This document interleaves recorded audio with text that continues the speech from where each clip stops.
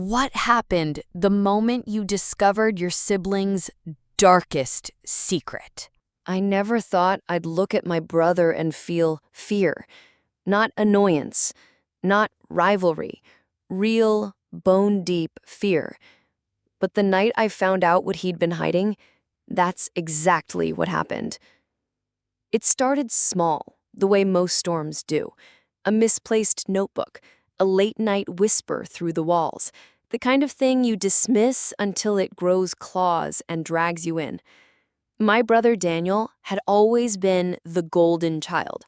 Straight A's, varsity soccer, mom's favorite. He was everything I wasn't. Confident, charming, untouchable.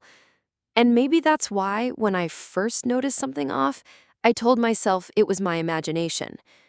But I couldn't unsee it. The first crack appeared one Sunday evening. We were cleaning up after dinner, Mom humming softly while stacking plates. Dad had already retreated to the couch with his usual beer. Daniel slipped out of the kitchen saying he had homework. Nothing unusual. Except he left his backpack behind. My brother never left that thing unattended, like it was an extension of his arm. Something gnawed at me. Maybe it was curiosity. Maybe it was the faint tremor in his voice when he excused himself. Either way, I found myself pulling the zipper open. Inside were the usual things: math books, soccer cleats, crumpled notes, and then a leather-bound journal. Thick, worn, its edges frayed like it had been handled 1,000 times. I shouldn't have opened it. God, I know that now. But temptation is a funny thing. I told myself I'd just glance, just to make sure it wasn't something dangerous. The handwriting hit me first. Jagged, uneven, nothing like my brother's usual neat scrawl. Words slashed across the page like they'd been carved instead of written. I can't stop thinking about it. She doesn't deserve to breathe.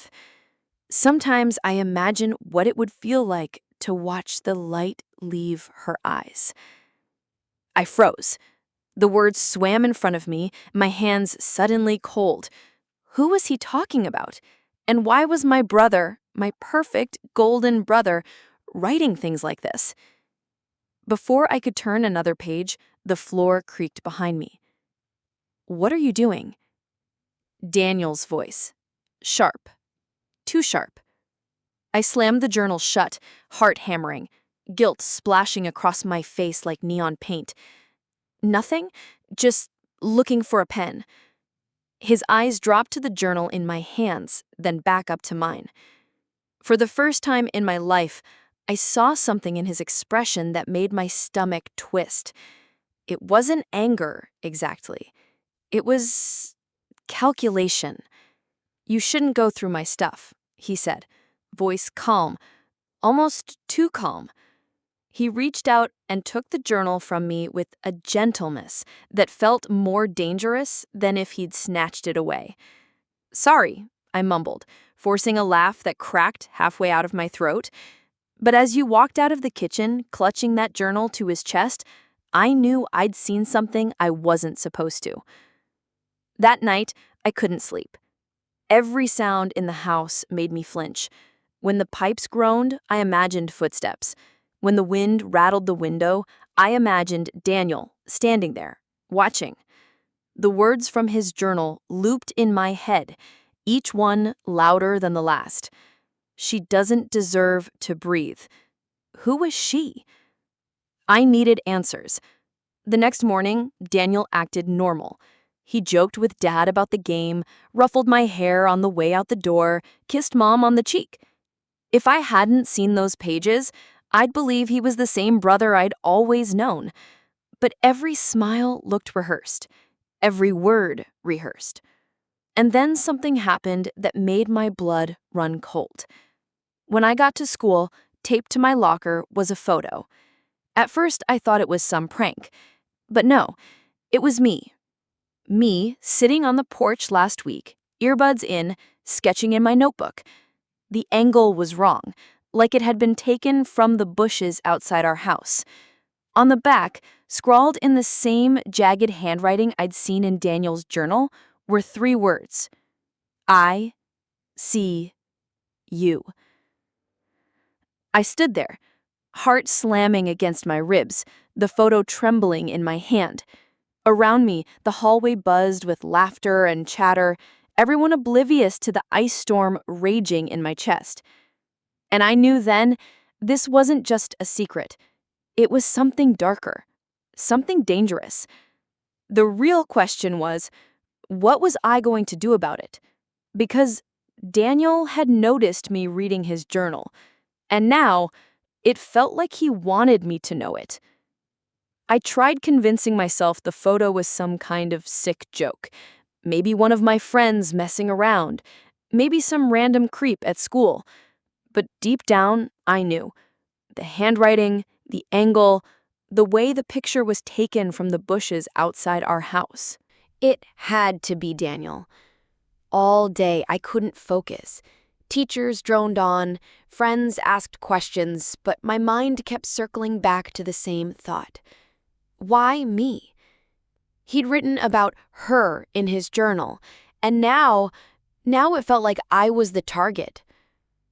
By the time I got home, my nerves were shot. Daniel was already there, sprawled on the couch with his feet up, laughing at some stupid sitcom. He looked up as I walked in, his smile easy, relaxed. "You okay?" he asked, tilting his head like he actually cared. I nodded too quickly. "Yeah, just tired." But I couldn't shake it. The image of that journal, the photo in my locker, the way he was watching me now, like he was measuring every move I made. Later that night, I crept past his room. His door was slightly open, light spilling into the hall. I heard him talking, low and urgent, but there was no one else in there. "I'm not ready yet," he muttered. A pause. "No, she doesn't suspect. Not really." My chest tightened. Who was he talking to? I pressed closer, holding my breath. "She'll understand soon. She has to." His tone shifted, almost tender. Then sharp again. "Don't tell me what to do. I'll handle it my way." I stumbled back before he could hear me, retreating to my room. My hands shook as I locked the door, something I hadn't done in years.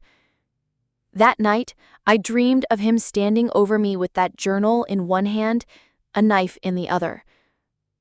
The next morning, Mom asked me to grab something from Daniel's car before school. He'd left his gym bag in the back seat. I almost said no, but I didn't want to raise suspicion. So I went. The bag was there, unzipped. Clothes, sneakers, and another notebook. My heart pounded as I pulled it out. This one wasn't like the leather journal. It was a cheap, spiral-bound, pages bent, cover torn. I flipped it open and felt my stomach drop. Inside were sketches, dozens of them, crude, frantic drawings of me, sleeping, walking, eating at the kitchen table. My face twisted into grotesque expressions, my body sometimes crossed out with thick black lines. On one page, written in huge letters across my sketched face, "Soon." My hands trembled as I shoved the notebook back into the bag, heart slamming in my ears. I wanted to scream, to run to Mom, to show her.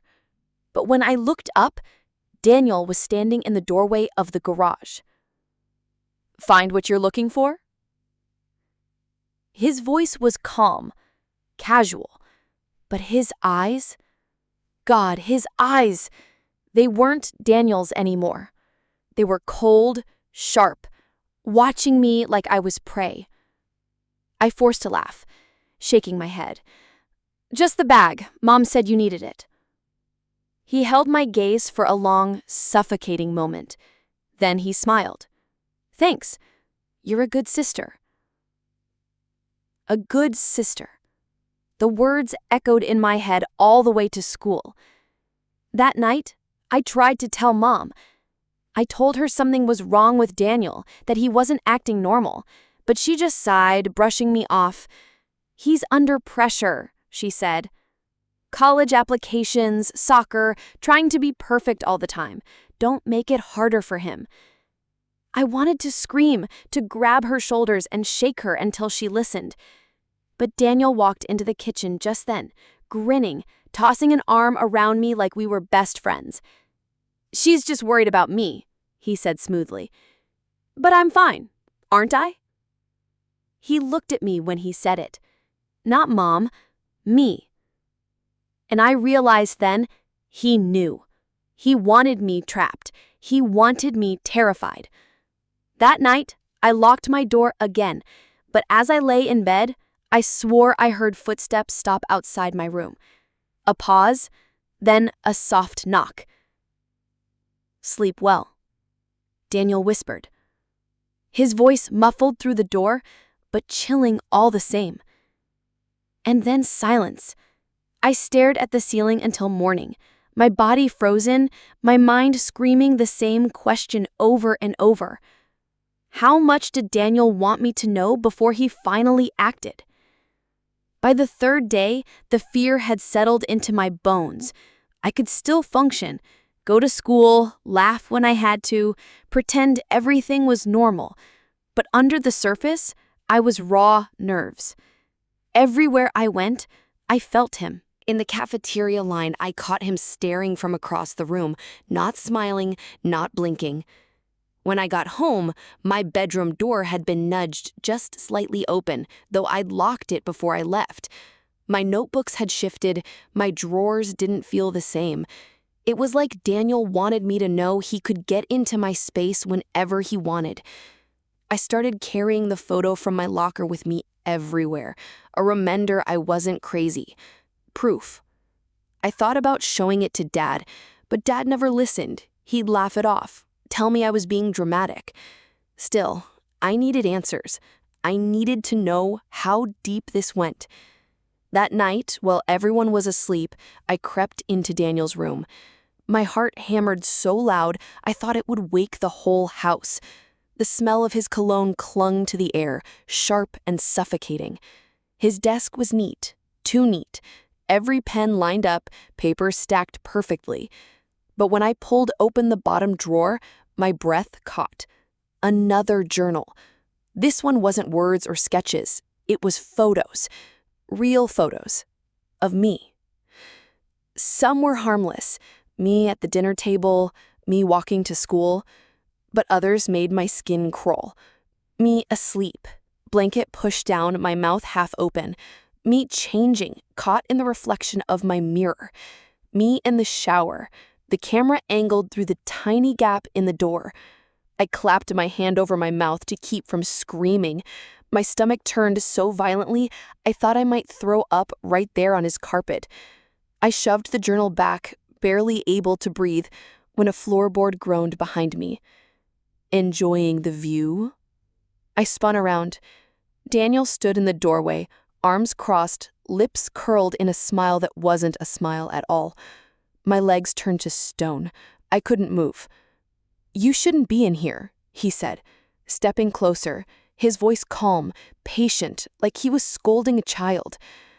I stammered something I don't even know what, but he didn't stop walking until he was inches from me. I could feel his breath, warm and steady, while mine came in short, panicked bursts. "You're making a mistake," he whispered, pushing me. "You don't understand what happens if you keep digging." "What are you talking about? Why do you—" He tilted his head, studying me like a scientist examining an insect. "One day you'll get it. One day you'll see why it has to be this way." And then, just like that, he stepped back, turned, and walked out. No yelling, no threats, just that cryptic calm, which was somehow worse than rage. I didn't sleep at all. Every creak of the house sounded like his footsteps. Every shadow looked like his silhouette. By morning, I was hollow, my eyes burning, my hands shaking. At school, I pulled my best friend Leela aside. "I'm so scared. Something's wrong with Daniel," I whispered. My throat felt raw just saying it out loud. She frowned. "Like what?" I hesitated. The words felt insane even as they formed. "He's watching me, taking pictures, writing things." Leela's face shifted. Concern, disbelief, pity. "Are you sure? He's your brother. Maybe you're just stressed." "No," I snapped, too loud, heads turned, and I lowered my voice. "I'm not imagining this." I pulled the locker photo from my pocket, shoving it at her. She studied it, then looked back at me slowly. "Okay, that's creepy, but how do you know it was him?" "Because it was his handwriting, because I found the journals, because I can't close my eyes without seeing his shadow." But I didn't say any of that. Leela already looked scared of me, not for me. "Forget it," I muttered, stuffing the photo back in my bag. The rest of the day blurred.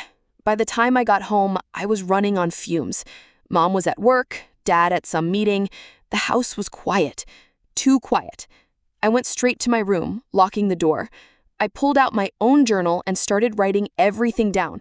The photo, the sketches, the pictures I'd found last night. If something happened to me, I needed a record. That's when I noticed it. Tucked between the pages of my own notebook was another photo, one I didn't put there. This time, it wasn't me. It was Leela. And across the bottom, written in that jagged scrawl, My pen slipped from my hand. My chest tightened until I couldn't breathe. It wasn't just me anymore. Daniel was expanding his game. The photo of Leela burned in my hands like it was radioactive. My best friend, my only friend really, smiling in the sun, completely unaware that Daniel had been close enough, bold enough to capture her like prey. "She's next." The words were a blade pressed against my skin. I shoved the photo back into my journal and snapped it shut. My pulse roared in my ears. I needed to warn her, to tell her she wasn't safe. But even as I grabbed my phone, my screen lit up with a new message. From Daniel. A single line. "Don't ruin this." I dropped the phone. My hands shook so hard it clattered against the floor. He knew I'd found the photo. He knew I'd think about telling her. He was always one step ahead. I picked up the phone again, heart pounding, and typed out a frantic text to Leela anyway. "Don't come over. Don't talk to Daniel. Please, just trust me." I hit send, but the message failed. No service. My stomach dropped. I glanced at the corner of my screen. Nothing. No bars, not even Wi-Fi. I stumbled to the window. The router light downstairs was dark. The internet was cut. And that's when I saw him. Daniel. Standing in the backyard, looking up at my window. Not moving. Just staring. I slammed the curtain shut, my breath ragged. Every sound made me jump. When Mom finally came home, I almost ran to her, almost told her everything. But Daniel was right behind her, carrying groceries, cracking jokes, the perfect son. And when our eyes met across the kitchen, his smile widened just enough to let me know, "Say one word, and you'll regret it." So I said nothing. That night, I lay awake, my door locked, my desk pressed against it just in case. But at 2:17 a.m., I jolted upright. A noise. Soft. Scraping. From the window. My blood turned to ice. I crept toward the sound, every nerve screaming to stop. Slowly, I pulled the curtain aside. And there he was, Daniel, perched on the roof, just outside, crouched low, his face inches from the glass. His eyes glowed faintly in the moonlight. His lips moved. I couldn't hear the words, but I could read them. You can't stop me. I stumbled back, crashing into my nightstand. My lamp fell, shattering, the noise slicing through the silence. I looked back. He was gone. Just gone. I pressed myself against the far wall, knees pulled tight to my chest, heart racing so fast it hurt. I must have passed out at some point, because when I opened my eyes, sunlight was streaming in. My door was open, and on my pillow, where my head had just been, was another photo. This one wasn't of me. It wasn't of Leela. It was of Mom. Taken while she was asleep on the couch. Across the bottom, in that same jagged scrawl, 1 by 1. My throat closed. My whole body trembled. Daniel wasn't just threatening me anymore. He was promising to destroy everyone I loved. 1 by 1. The words carved themselves into my brain. Mom's face, peaceful in sleep, captured by Daniel's lens, desecrated by his handwriting. It was too much. I sat frozen for what felt like hours, the photo clenched so tightly my knuckles ached. I wanted to scream, to run, to finally tell someone everything. But every time I opened my mouth in my mind, I saw his eyes, cold, knowing. If he could get into my locked room while I slept, then there was nowhere safe. That morning, I barely spoke at breakfast. Mom scrolled her phone, humming, oblivious. Dad muttered about work. And Daniel, Daniel, leaned across the table, flicked a crumb at me, and laughed. Like nothing was wrong. Like he hadn't just promised to dismantle our family. I stared at him, searching for cracks. But he was flawless. The golden son, the favorite. No one would ever believe me. At school, I cornered Leela between classes. My hands shook as I pulled the photo from my bag. The one of her. The one marked, "She's next." She paled. "Where did you get this?" "My brother." My voice was a whisper. "He's watching us, Leela. He's not who you think he is." Her eyes darted around the hallway. This is insane. You can't just accuse him of... I'm not accusing him, I'm telling you. I found journals, sketches, pictures of me sleeping. This isn't a joke. She bit her lip, torn between doubt and fear. Maybe you should go to the police. I almost laughed. The police? What could I show them? A creepy photo, some weird writing? Against Daniel's spotless record, his charm? No one would take my side. Just stay away from him, I pleaded. Promise me. She nodded, though her eyes still screamed disbelief. That afternoon, when I got home, Daniel was waiting in my room. Sitting on my bed, legs crossed, flipping through my journal. My heart stopped. Get out. He looked up slowly, a smile tugging at his mouth. You're documenting me. He held up the page where I'd written down everything. His words, the photos, the drawings, my entire record. Smart. Really smart. I lunged for it, but he pulled it back. But dangerous. What if someone read this? They'd think you were losing it. Give it back, I whispered. He leaned forward, his voice low, sharp. You don't get it, do you? This is bigger than you. Bigger than me. One day you'll understand why it has to happen, why they all have to go. My stomach lurched. What are you talking about? He tilted his head, almost pitying. I'm not the villain here. I'm the one doing what no one else has the guts to do, and when it's over, you'll thank me." I stared at him, horror clawing through me. He believed it. Whatever madness was in him, he believed it like religion. He stood, tucking my journal under his arm. "Don't worry, little sister. I'll keep this safe for you." And then he left, closing the doors softly behind him.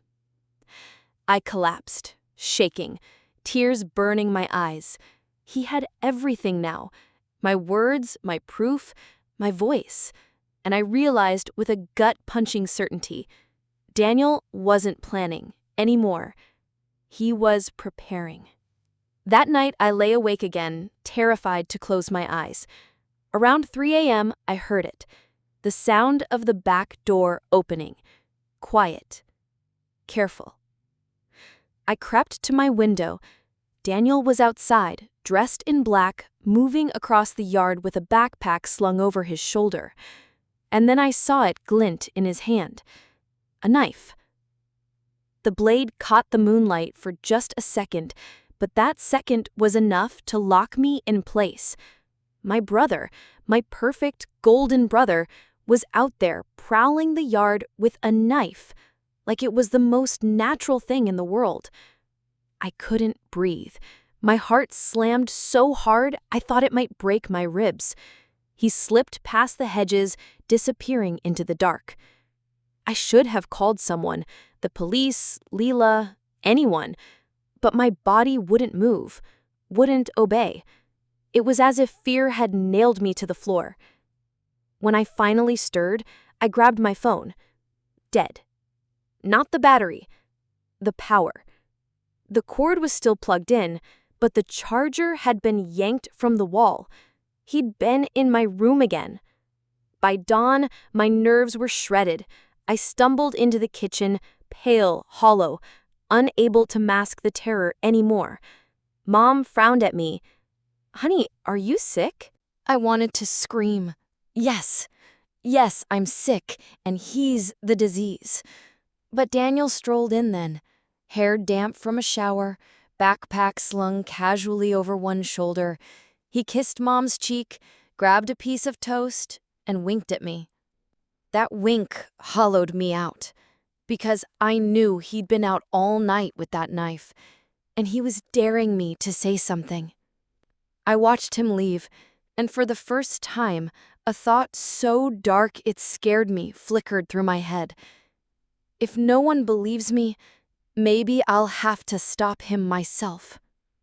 At school, I scanned the halls for Lila. When I finally found her, my stomach twisted.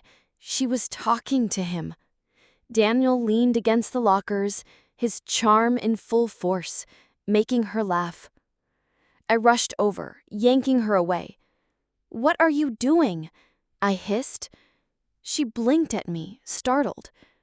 "We were just talking." I glared at Daniel.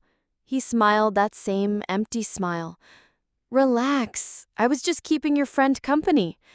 "Stay away from her," I snapped, louder than I meant to. Heads turned.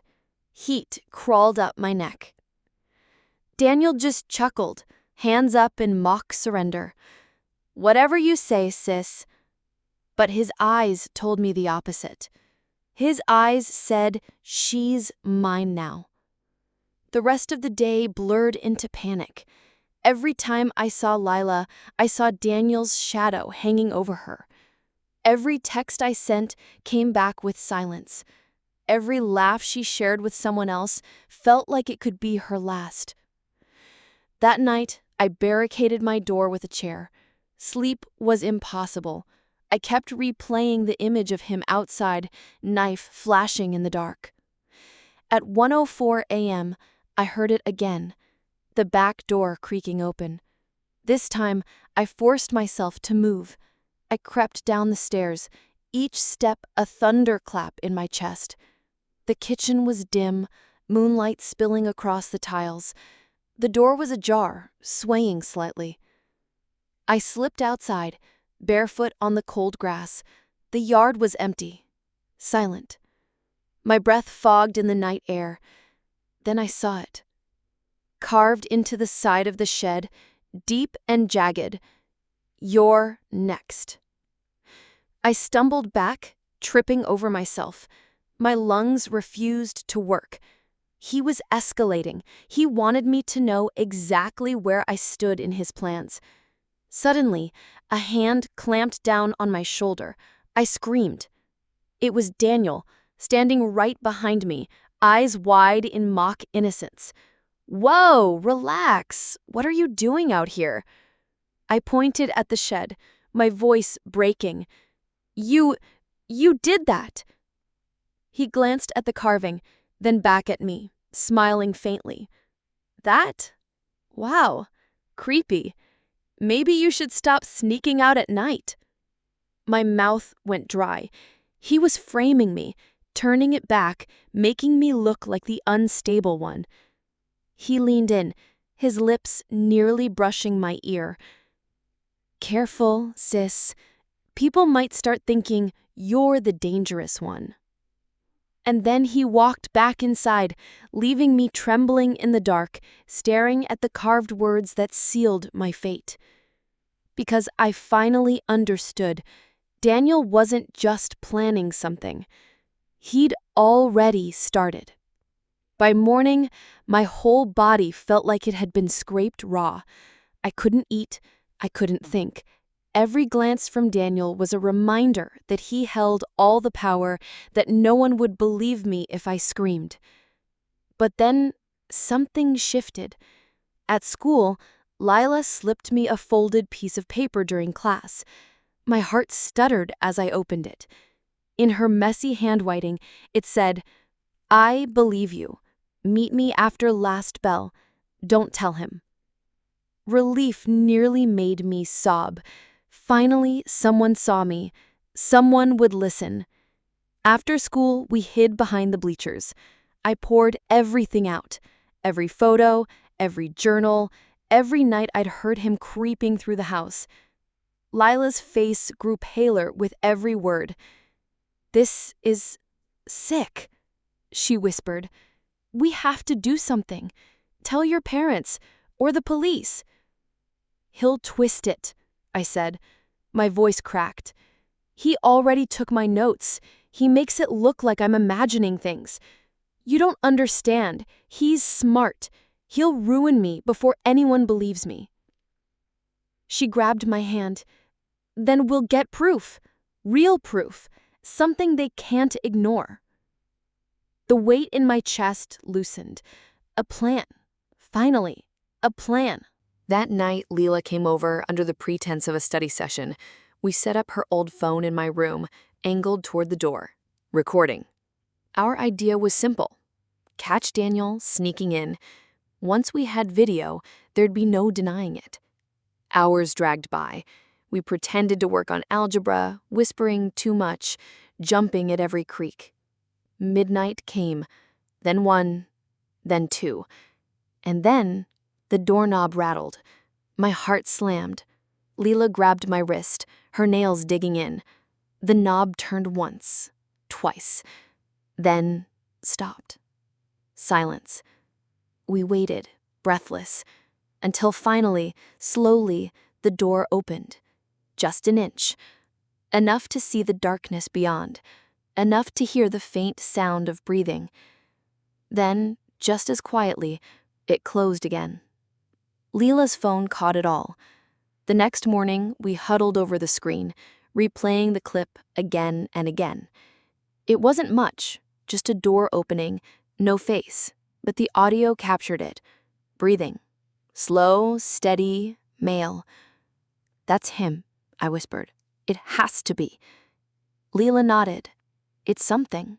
It's enough to show someone." We never got the chance. Because that afternoon, when I got home, my room was torn apart. Drawers yanked open, papers scattered, everything overturned. And in the center of my bed sat Leela's phone, cracked, smashed beyond repair. On the screen, somehow still faintly glowing, were 3 words, scrawled across the shattered glass. "Not enough." My stomach turned to ice. He knew. He'd known the whole time. That night at dinner, Daniel was the picture of charm. He made Dad laugh so hard he spilled his beer. He teased Mom about burning the garlic bread. Then he turned to me, eyes glinting, and said, "You seem quiet tonight, sis. Everything okay?" My fork clattered against the plate. I forced a smile, nodding. Fine. But inside, something cracked. If Daniel was already one step ahead, then waiting for proof, waiting for someone to save me, was suicide. After dinner, I slipped into Dad's study, hands shaking as I searched the drawer where he kept his old revolver. It was still there, heavy and cold in my hands. I stared at it for a long time, my reflection warped in the dark steel. Because if no one believed me, if Daniel wouldn't stop, then maybe it was up to me. Maybe the only way out was to pull the trigger myself. The gun felt heavier than anything I'd ever held. My hands shook so hard I thought I'd drop it, and the idea of it clattering to the floor, waking everyone, made my throat close. I slid it back into the drawer, heart hammering, sweat slick on my skin. But the thought didn't leave me. It clung like smoke. Daniel wouldn't stop. He'd proven that. And if no one would believe me, then maybe the only option left was to stop him myself. That night I sat awake in the dark, every nerve wired tight, waiting. I don't know how long it was before I heard it. The slow creak of the hallway floorboards, then the faint scrape of metal against wood. The lock. My lock. The door clicked. It opened a crack, and there he was, Daniel, standing in the doorway, silhouetted in the dim glow from the hall. He didn't move, didn't speak, just stood there, watching me. I couldn't breathe. My hand slid under the blanket to the knife I'd hidden from the kitchen. He didn't know about that, not yet. Minutes passed, or maybe seconds, maybe years, and then finally he whispered, "You'll understand soon." Then he closed the door and walked away. I didn't sleep. I sat there clutching the knife, waiting for morning like it might never come. The next day, I begged Leela to cut class with me. We sat at the diner by the highway, 2 cups of coffee untouched between us, and I told her everything. The gun, the knife, what I was starting to think I might have to do. Her eyes widened, horrified. You can't kill him. God, that's your brother." "He's not my brother anymore. Not really." She grabbed my hands, squeezing them tight. "Promise me you won't do anything stupid. We'll figure this out another way." I wanted to promise, but the words wouldn't leave my throat. When I got home, Daniel was waiting in the kitchen. He leaned against the counter, arms crossed, smirk tugging at his lips. "How was the diner?" he asked. My blood ran cold. "What?" "Coffee's not really your thing, but maybe you'll learn." He knew. Somehow he knew exactly where I'd been, who I'd been with. And then he pulled something from behind his back and set it on the counter. Lila's bracelet, a thin silver chain with a tiny heart charm. I stared at it, my stomach dropping into a pit. "Where did you get that?" I whispered. He smiled, slow and deliberate. "She dropped it." My hands shook so violently, I had to grip the edge of the counter to stay upright. "Leave her alone," I begged. My voice cracked. "Please, Daniel, if you want me, fine, but not her." He tilted his head, studying me like a specimen. "Funny, you think you have a choice." And then he walked out, leaving the bracelet behind, the charm glinting in the kitchen light like a promise. That night, I lay awake again, every shadow a threat, every creak a warning. The knife was under my pillow, the weight of it both comfort and curse. But I knew now, Daniel wasn't just circling me anymore. He was reaching out, spreading his poison to the people I loved. If I didn't stop him soon, he would. And next time, he wouldn't just leave a bracelet behind. The bracelet haunted me. I couldn't stop staring at it, that little silver heart glinting on the counter like it was pulsing. Proof. Proof that Daniel had touched her life, crossed that line. I stuffed it into my pocket before Mom could see. She'd only smile and say Daniel must have found it on the ground. She'd never believe what it really meant. I spent the night pacing my room, knife in hand, imagining all the ways this could end. Every scenario circled back to the same truth. Daniel wouldn't stop. He would keep tightening the noose until there was no one left. That next morning, I told Lila to stay away from me. Her face fell. What? Why? Because he knows about you, I said, my voice barely above a whisper. And if you're near me, he'll use you. He'll hurt you just to watch me bleed. Her eyes watered. You can't go through this alone. I already am. I turned and walked away before she could argue, every step slicing deeper than the last. That afternoon, the house felt wrong the moment I walked in. Quiet. Too quiet. Mom's purse was still by the door, Dad's shoes in their usual spot. But no voices. No sound. Hello? My voice echoed back at me. I stepped into the living room and froze. The walls were covered in photos. My photos. Hundreds of them, printed out and taped everywhere. Me laughing, me crying, me sleeping, some crossed out with black marker, some circled, some slashed through with red X's. In the center of the room, on the coffee table, was the leather-bound journal, open to a page that made my stomach drop. A crude drawing of me, on my knees, a knife at my throat, and written underneath, in jagged letters, "Tonight." My legs nearly gave out. I stumbled backward, my pulse roaring. Like it? I spun. Daniel stood in the doorway, hands in his pockets, smiling like he'd just shown me a piece of art. "What is this?" My voice cracked. "It's the truth," he said softly. "The way things are meant to be. One by one, until it's just you and me. Until you finally understand. You're sick. You need help." His smile widened. "I don't need help. I need you to stop fighting me."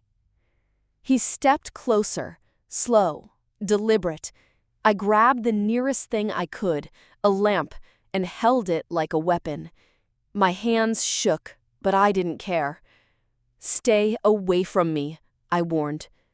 His eyes darkened, something cold flickering behind them. "You think anyone will believe you? After everything? You're the crazy one.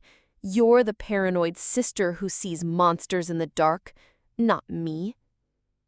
My throat closed. He was right. That's exactly what everyone would think. He leaned close enough that I could feel his breath. "It's already too late." And then he slipped past me, whistling as he headed upstairs, like nothing had happened at all. I stood there, shaking, surrounded by his shrine of madness, my body screaming to run, to fight, to do something, anything. Because one thing was clear. Tonight, something was going to happen, and I wasn't sure I'd survive it. I tore the photos off the walls in a frenzy, ripping, shredding, desperate to erase the evidence of his obsession. But it didn't matter. Each picture I destroyed felt like a warning carved into my bones. Tonight. I stuffed the scraps into a trash bag, but the drawings clung to me. My own face stared back in fragments, eyes gouged out, mouth slashed into silence. By the time Mom came home, I'd hidden the bag in the garage, hands raw from tearing. She barely looked at me. "Did you and your brother fight again?" Again, like it was nothing, like my entire life was crumbling. I wanted to scream the truth, but I caught sight of Daniel on the stairs, watching, his expression calm, composed, daring me. So I swallowed the words. That night, the air itself felt heavy. Wrong. Dinner passed in silence, every clink of a fork like a gunshot. Dad scrolled on his phone, Mom hummed distractedly, and Daniel kept his eyes on me, always on me. Afterward, I retreated to my room. I shoved the desk against the door, double-checked the lock, slid the knife under my pillow. My body buzzed with adrenaline, every muscle coiled tight. I wasn't going to let him catch me off guard. Not tonight. Hours passed. Midnight. 1. 2. The house was too still, as if holding its breath. Then, footsteps. Slow, deliberate, coming down the hall. The knob rattled once, twice, and then silence. I gripped the knife, sweat slick on my palms. My heart pounded so hard I thought it would shake the barricade loose. Minutes stretched. Nothing. I started to believe maybe I'd imagined it, until I heard the window slide open. I whipped around. Daniel was there, climbing through, his face pale in the moonlight, his eyes glowing with something unhinged. He moved with terrifying calm, as if this moment had always been inevitable. I raised the knife, my voice breaking. "Stay back." He smiled. "You won't use it. Try me." He stepped closer, each movement slow, deliberate, like he was savoring my fear. "You're mine, little sister. You've always been mine. And tonight, you finally stop fighting." I swung the knife, but he caught my wrist mid-air, his grip iron. The blade shook inches from his chest as his face twisted into something raw and monstrous. "You don't get it. It's already done." I struggled, every muscle burning, but he was stronger. His other hand reached toward my throat, and then the door burst open. Dad stood there, wild-eyed, baseball bat raised. For a split second, time froze. Daniel's grip, my knife trembling, Dad's shadow filling the doorway. And then the world exploded. The bat came down.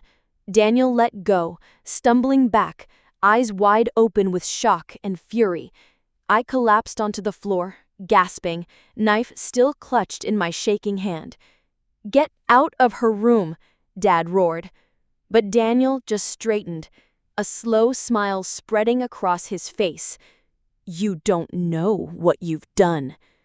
Then he slipped out the window, vanishing into the night. I sat there on the floor, shaking so hard I thought I'd break apart. Dad's voice distant, Mom's footsteps pounding up the hall. Because Daniel was gone, and I knew he wasn't finished. The house was chaos. Mom rushed to my side, shrieking questions I couldn't answer, while Dad cursed, gripping the bat like he still expected Daniel to leap back through the window. But the night swallowed him whole. He was gone.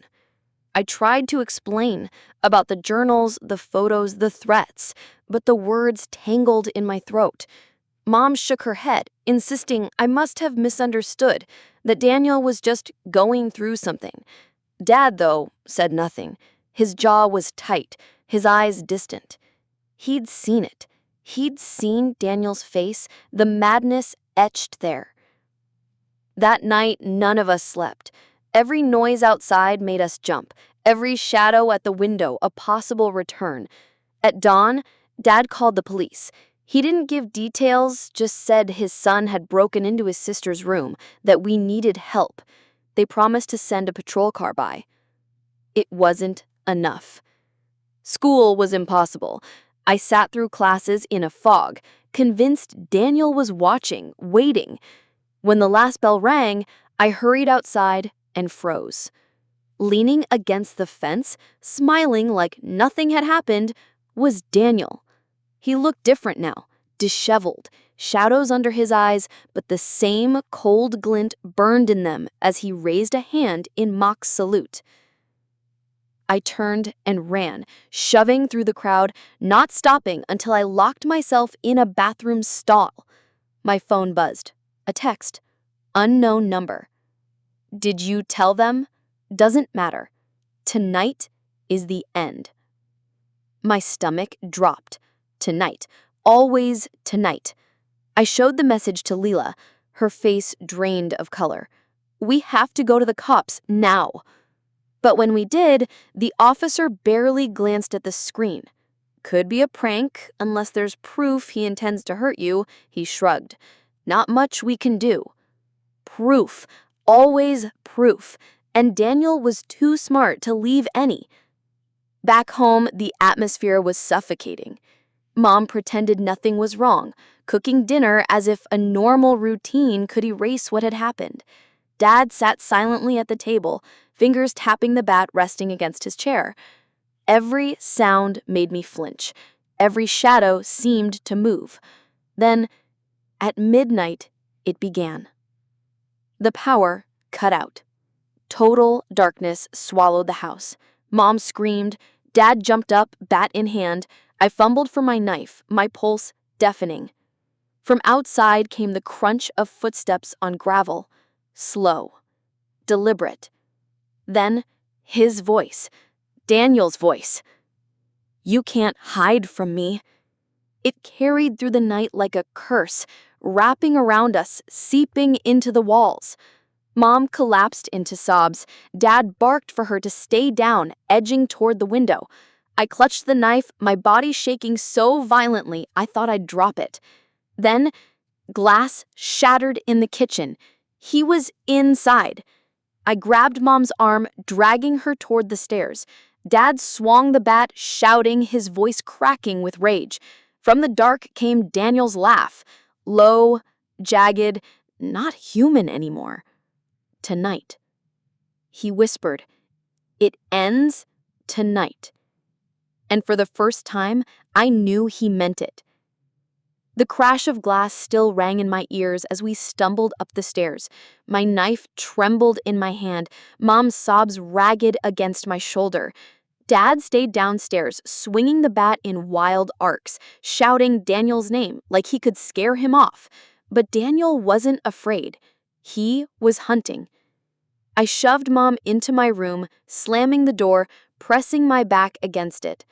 The darkness was suffocating, pressing into my lungs, making each breath burn. Somewhere below, footsteps shifted, then stopped. Silence. Then his voice, soft as a lullaby. "Little sister." I bit down hard on a scream. He was enjoying this, stretching it out. The floor creaked, close, too close. The doorknob rattled, slow, deliberate. I pressed harder against the door, knife shaking in my fist. "You can't fight me forever," he whispered. "You were meant for this." "Leave us alone," I choked out, the words cracking in my throat.